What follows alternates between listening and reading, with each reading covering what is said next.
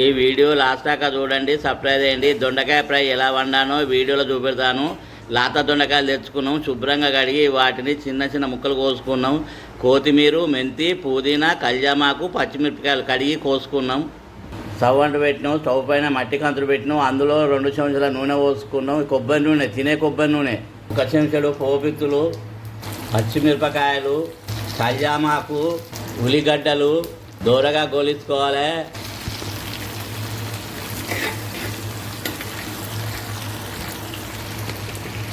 అల్లం వెల్లిపాయ, ఇంగువ, పసుపు, పచ్చివాసన పోయేదా గోలించుకోవాలి.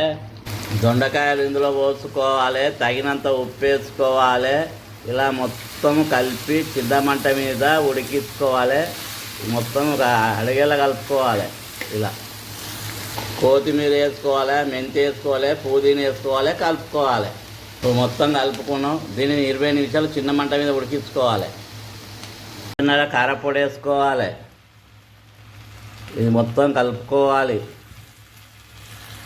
ఇలా కలిపిన తర్వాత మళ్ళీ ఒక 10 నిమిషాలు ఉడికించుకోవాలి.